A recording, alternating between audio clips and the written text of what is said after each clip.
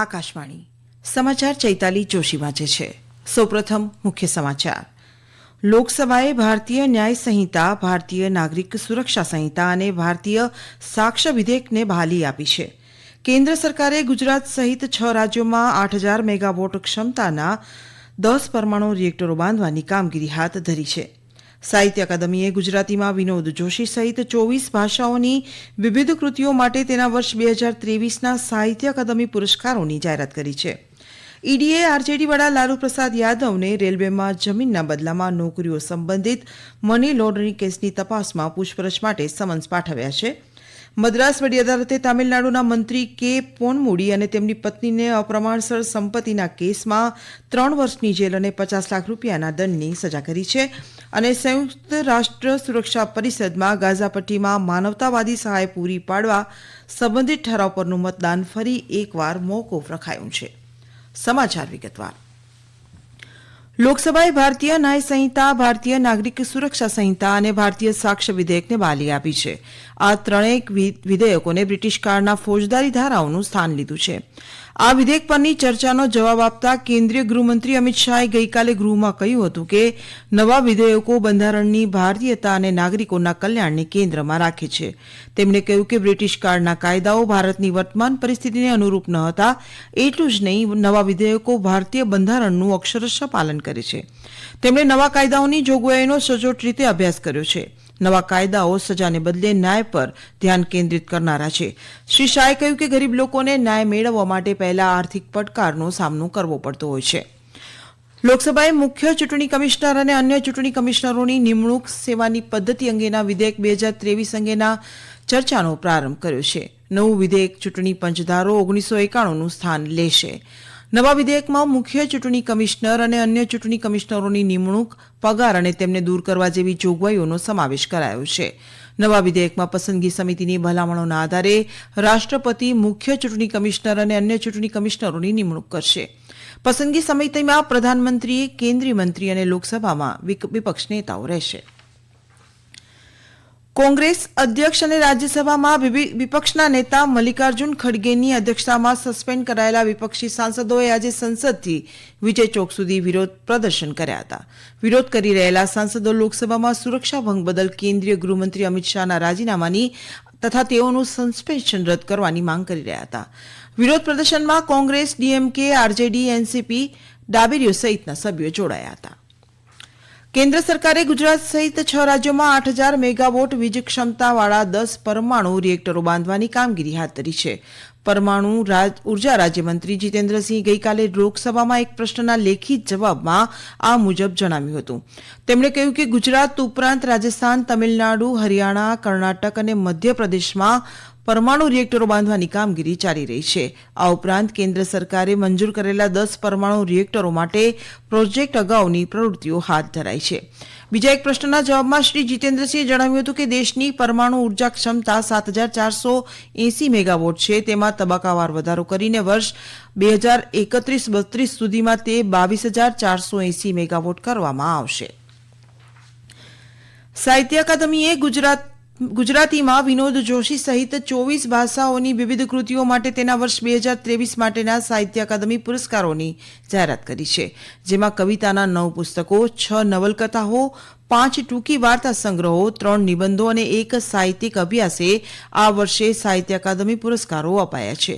તમિલ લેખક રાજશેખરનને તેમની નવલકથા નિર્વાઝી પદમ માટે, તેલુગુ લેખક પતંજલિ શાસ્ત્રીને તેમની ટૂંકી વાર્તા સંગ્રહ માટે, મલયાલમ સાહિત્યકાર ઈવી રામકૃષ્ણનને તેમના સાહિત્યિક અભ્યાસ મલયાલા નોવેલ્ટે દેશ કલંગલ માટે પસંદ કરવામાં આવ્યા છે.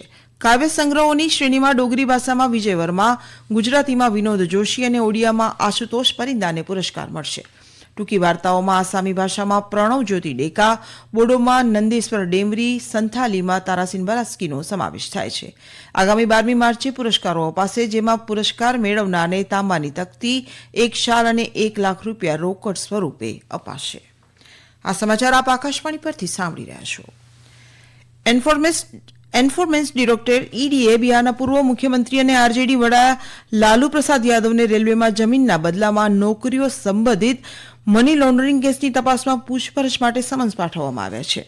તેમને prevention of money laundering act હેઠળ તેમના નિવેદનો નોંધવા માટે તપાસ એજન્સીની દિલ્હી ઓફિસમાં આ મહિનાની 27મી તારીખે હાજર થવા માટે કહેવામાં આવ્યું છે.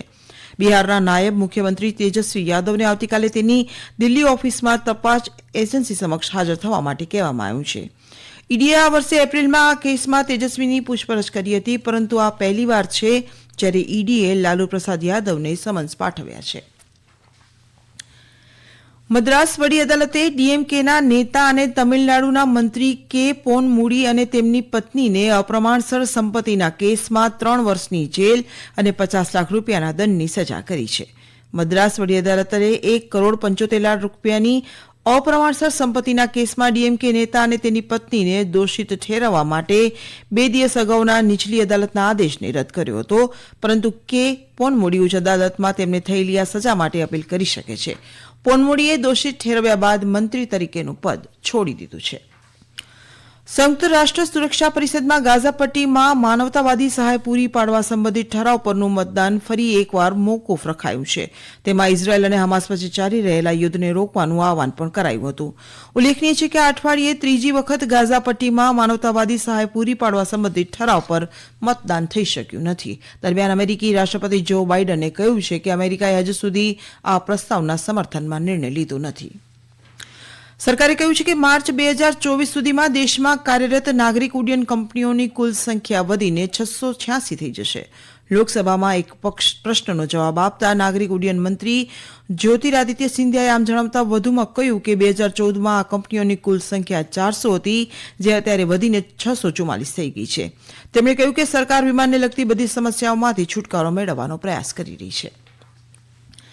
ક્રિકેટમાં દક્ષિણ આફ્રિકાના બોલેન્ડ પાર્ક ખાતે 3 મેચની શ્રેણીની ત્રીજી અને અંતિમ વનડેમાં આજે ભારત દક્ષિણ આફ્રિકા સામે રમશે. મેચ સાંજે 4:30 વાગે શરૂ થશે. ભારત અને દક્ષિણ આફ્રિકા બંને આ શ્રેણીમાં 1-1 મેચ જીતી છે. આજે રમાનાર અંતિમ મેચના વિજેતા શ્રેણી જીતશે. દક્ષિણ આફ્રિકાએ મંગળવારે રમાયેલી બીજી વનડેમાં ભારતને 8 વિકેટે હરાવીને શ્રેણી 1-1થી બરાબર કરી લીધી હતી. મુંબઈના વાનખેડે સ્ટેડિયમમાં ભારત અને ઓસ્ટ્રેલિયા વચ્ચે રમાઈ રહેલી મહિલા ટેસ્ટ ક્રિકેટમાં ઓસ્ટ્રેલિયાએ 45 ઓવરમાં 5 વિકેટે 143 રનો કર્યા છે. ઓસ્ટ્રેલિયાની મહિલા ટીમની સુકાની એલિસા હિલીએ ટોસ જીતીને પ્રથમ બેટિંગ કરવાનો નિર્ણય લીધો હતો. ભારત માટે રિચા ઘોષ, જ્યારે ઓસ્ટ્રેલિયાની લોરેન ચિટલ તેમની પ્રથમ ટેસ્ટ મેચ રમી રહ્યા છે.